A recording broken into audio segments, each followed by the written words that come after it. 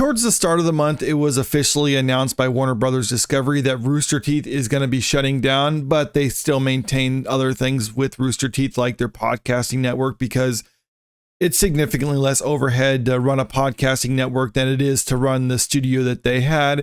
And this news really didn't come as much of a shock to anyone paying attention, because the company has been circling the drain for quite some time. And a lot of us were wondering how they can justify the expense of such a company when they're not actually producing anything of value for Warner Brothers Discovery. And that's ultimately why they shut them down. But there are still some things of value involved with Rooster Teeth. And when this news was coming around, we also got this bit of information. There is Rooster Teeth branded content in the Warner Brothers Discovery pipeline, which also will stay put, including a movie that will be released soon by Warner Brothers Home Entertainment. And that kind of makes sense. If they have stuff in production, Warner Brothers Discovery can kind of look at them and be like, all right, do we want to just finish this up, or do you want to scrap it? So it looks like some of the stuff that they're choosing to finish up, including what they say is a movie. And then it also says they're exploring options for content like Genlock, RWBY, Red vs. Blue, just some of their back catalog to see what they can actually do with that, if they can maybe license it to other networks to show it.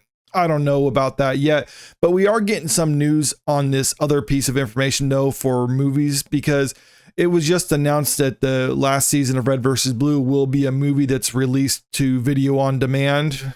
Rooster Teeth Restoration, the 19th and final season of Rooster Teeth's groundbreaking comedy sci-fi series, will be available starting May 7th in its entirety as an 87-minute feature-length film by Warner Brothers Discovery Home Entertainment. It says right here that the movie will be available May 7th for $14.99 on Amazon Prime, Apple TV, Google Play, Vudu, and other electronic sell-through outlets. And May 21st, it'll be available for rent for $4.99. And the official synopsis that it has for the movie: when the universe's greatest villain returns in a terrifying new form, old adversaries, the Reds and Blues of Blood Gulch, will have to set aside their differences to save the galaxy one last time.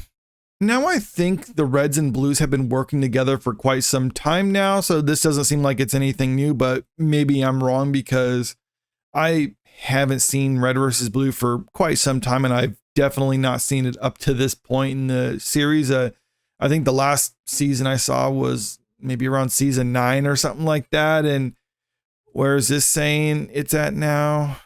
Season 19. So this is kind of funny for me, because I used to watch it a lot when I was younger, but younger. I wasn't too young. I was around high school when this was coming out.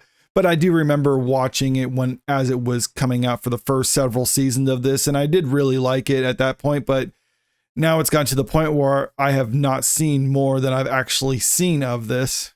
And to me, it seemed like it fell off after Blood Gulch, which I believe was around season 5, because up to that point, it was just produced by a small group of guys with the Halo video game, and that was pretty much it. But after that, they started bringing in more outside people to write the show and direct the show. And by season 9, that was, I believe, when they started incorporating regular animation into Red vs. Blue. And by that time frame, I pretty much tapped out.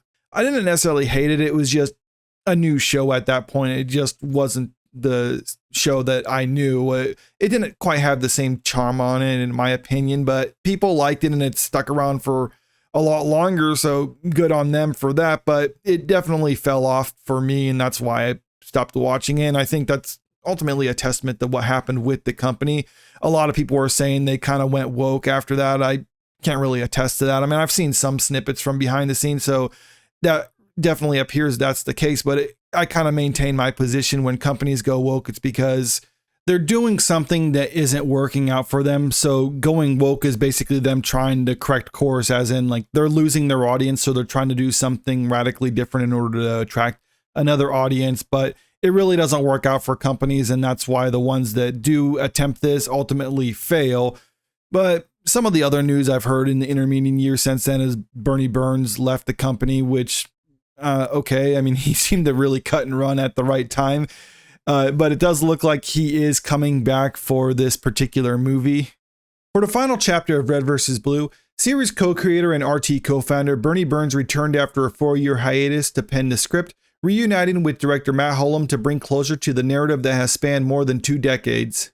And with them bringing back Bernie Burns, I couldn't help but notice they're not bringing back Joel Heyman, who was famously let go from the company that he helped co-found. And a lot of people don't know why exactly, or they never said exactly why, but a lot of people are speculating, and it's pretty much believed at this point that he was let go because he didn't toe the political line that the company kind of cultivated there. And that's why they got rid of him. And I think more disrespectfully, they have someone else voicing the character of Caboose in this final film, but whatever, it is what it is. I mean, it's just kind of more of the reasons why Rooster Teeth started going down the drain, because they didn't have any loyalty or any respect. They were just trying to cater towards apparently a non-existent audience, and that's why they failed as a company. And this is the last season for Red versus Blue, or at least as far as we know. I'm pretty sure they're not going to option it to some other studio and have them produce it. So this looks like it's the end of it. They did release this trailer for it. You can look that up yourself if you're interested, but I watched it. It didn't really interest me. It was just kind of like, well, I mean, there's been a lot, like I said, that I've missed of this, so I'm not really interested in coming back to it. If I'm wanting to watch Red versus Blue, I got my DVD still somewhere that I can watch the early seasons, the ones in the Blood Gulch, like the original Red versus Blue, the one that still had kind of that charm to it.